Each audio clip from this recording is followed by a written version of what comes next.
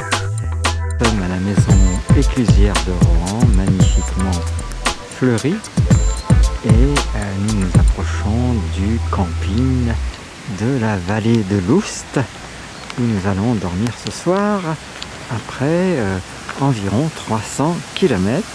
On trouve à proximité de cette écluse eh bien une sorte de bateau péniche qui est à quai, et puis on trouve également un champ avec sans doute une forme d'exposition. On va aller voir quel genre de panneau il peut y avoir dans cette exposition. Un sujet de réflexion à lui seul, on peut être entouré d'une immense beauté. Si l'on n'est pas conscient de tout cela, autant être mort. L'éducateur a pour tâche de faire éclore une nouvelle génération afin de changer la structure sociale pour que gagner sa vie ne soit plus la préoccupation exclusive. Enseigner devient alors un acte sacré. Krishnamurti, Lettres aux écoles, 1er décembre 1978. Comme on entend la pluie se remettre à tomber. Les parents qui désirent réellement comprendre leur enfant ne le regardent pas à travers l'écran d'un idéal. S'ils l'aiment, ils l'observent, ils étudient ses tendances, son caractère, ses particularités. Sommes les parents qui n'aiment pas leur enfant lui imposent un idéal car c'est alors leur ambition qu'ils s'efforcent de satisfaire en lui, voulant qu'il devienne ceci ou cela. Si l'on aime non pas un idéal mais l'enfant, il y a alors une possibilité de l'aider à comprendre ce qu'il est. Krishnamurti de l'éducation, Paris, de la Chouet-Nisslé, page 19. Voilà une exposition dans laquelle on peut trouver multiples centres d'intérêt, toujours des citations de Krishnamurti. Il était très tôt ce matin-là et la vallée était pleine de silence. Le soleil n'était pas encore sorti de derrière les collines et les pics enneigés étaient encore dans l'ombre. En les regardant, vous étiez conscient de l'âge de la Terre et de votre propre impermanence. Vous avez disparu, elles sont demeurées, les montagnes, les collines, les vertes prairies à la rivière. Elles seront toujours là, et vous, avec vos soucis, vos insuffisances et vos chagrins, aurez disparu.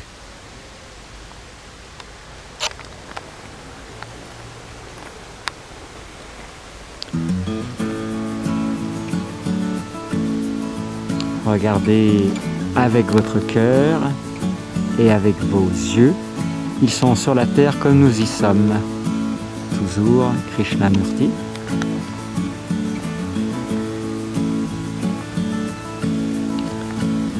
Est-ce que vous croyez que le soleil se lève? Vous le voyez? Pourquoi devriez-vous croire en cela? Krishnamurti, Bayonne Violence, chapitre 6.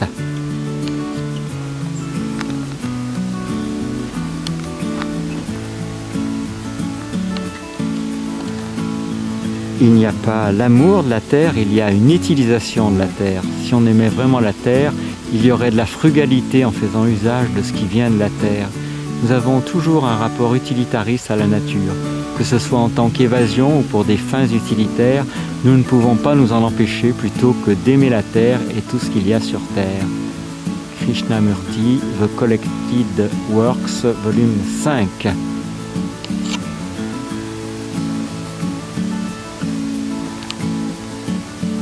Quand nous voyons une montagne merveilleuse couronnée de neige sur un ciel bleu et les vallées profondes qui sont dans l'ombre, leur grande splendeur et leur grande majesté nous absorbent complètement. Pendant un moment, nous sommes complètement silencieux car leur majesté nous envahit, nous nous oublions.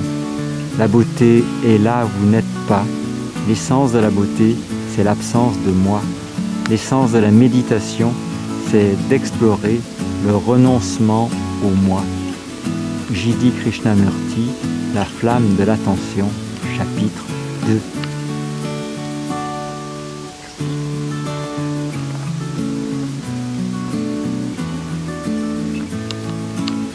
Pourquoi crée-t-on une image de soi? On a une idée, un symbole de soi, une image de soi, de ce qu'on devrait être, de ce qu'on est ou de ce qu'on ne devrait pas être. Pourquoi crée-t-on une image de soi? parce qu'on n'a jamais étudié ce que l'on est réellement. Nous pensons que nous devrions être ceci ou cela, l'idéal, le héros, l'exemple. Ce qui réveille la colère, c'est que notre idéal, l'idée que nous avons de nous-mêmes, est attaquée. Et notre idée à propos de nous-mêmes est notre évasion du fait de ce que nous sommes. Mais quand vous observez le fait réel de ce que vous êtes, rien ne peut vous blesser. Alors si on est menteur et qu'on s'entend dire qu'on est menteur, cela ne signifie pas qu'on est blessé. C'est un fait. Mais quand vous prétendez que vous n'êtes pas menteur et que vous entendez dire que vous l'êtes, alors vous êtes en colère, violent. Ainsi nous vivons toujours dans un monde idéal, un monde de mythes, et jamais dans le monde de la réalité. Pour observer ce qui est, pour le voir, être réellement familier avec cela, il ne doit y avoir aucun jugement, aucune évaluation, aucune opinion, aucune peur. Krishnamurti, œuvre collectée, volume 12, 246.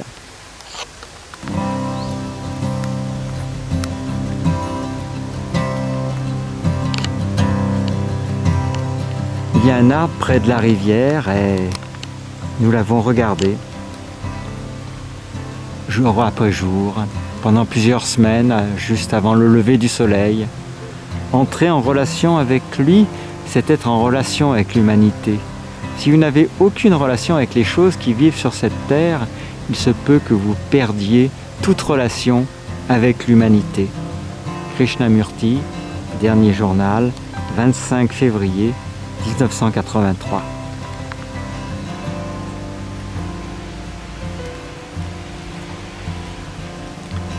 La vérité ne peut se trouver dans aucun temple, église ou mosquée, quelle que soit leur beauté. La religion est devenue superstition et culte des images, croyances et rituels. Elle a perdu la beauté de la vérité. L'encens a pris la place de la réalité. La perception directe a été remplacée par l'image, sculptée par la main ou l'esprit. La religion a pour seul but la conversion totale de l'homme, et toutes les simagrées dont elle s'entoure ne sont qu'absurdités. C'est pourquoi la vérité ne peut se trouver dans aucun temple, église ou mosquée, quelle que soit leur beauté. La beauté de la vérité et la beauté des pierres sont choses différentes. L'une ouvre la porte à l'incommensurable et l'autre celle de la prison qui se referme sur l'homme. L'une est porteuse de vérité et l'autre débouche sur l'asservissement de la pensée. Le romantisme et la sentimentalité sont négation de la nature même de la religion qui n'est pas non plus simple jeu intellectuel. Dans le domaine des factions, le savoir est nécessaire à l'efficacité objective, mais le savoir n'est pas le moyen de la transformation de l'homme. Il participe de la structure de la pensée, et la pensée ne peut que rabâcher fastidieusement le connu, fût-il modifié et amélioré. Les voies de la pensée du connu ne mènent pas à la liberté. Krishnamurti, journal, 27 septembre 1973, pages 59 et 60.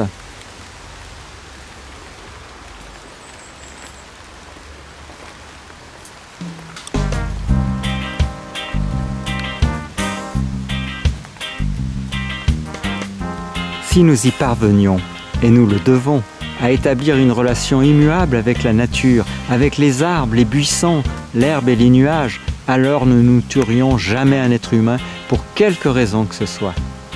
Krishnamurti, dernier journal, 25 février 1989, pages 10 et 11.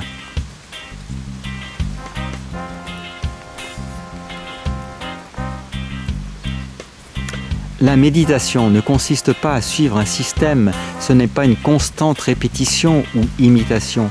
La méditation exige un esprit étonnamment agile, c'est une compréhension de la totalité de la vie où toute fragmentation a cessé et non une volonté dirigeant la pensée. La méditation consiste à être conscient de chaque pensée, de chaque sentiment, à ne jamais les juger en bien ou en mal, mais à les observer et à se mouvoir avec eux. En cet état d'observation, on commence à comprendre tout le mouvement du penser et du sentir. De cette lucidité naît le silence. La méditation est un des arts majeurs dans la vie, peut-être l'art suprême, et on ne peut l'apprendre de personne. C'est sa beauté. Ainsi, la méditation peut avoir lieu alors que vous êtes assis dans un autobus ou pendant que vous marchez dans un bois plein de lumière et d'ombre, ou lorsque vous écoutez le chant des oiseaux, ou lorsque vous regardez le visage de votre femme ou de votre enfant. Krishnamurti, Se libérer du connu, page 146, 147, 148.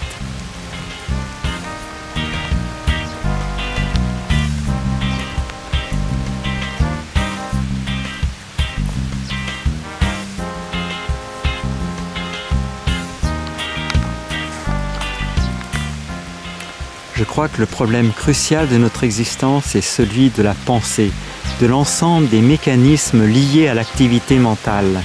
En Orient comme en Occident, toute notre civilisation se fonde sur la pensée, sur l'intellect. Or la pensée est très limitée et mesurable, et pourtant c'est elle qui est à la source des prodiges les plus extraordinaires du monde.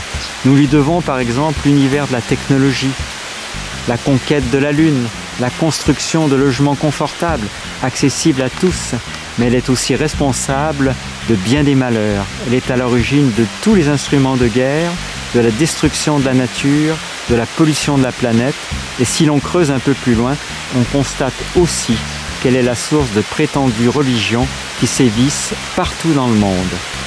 Krishnamurti, l'esprit de la pensée, page 81.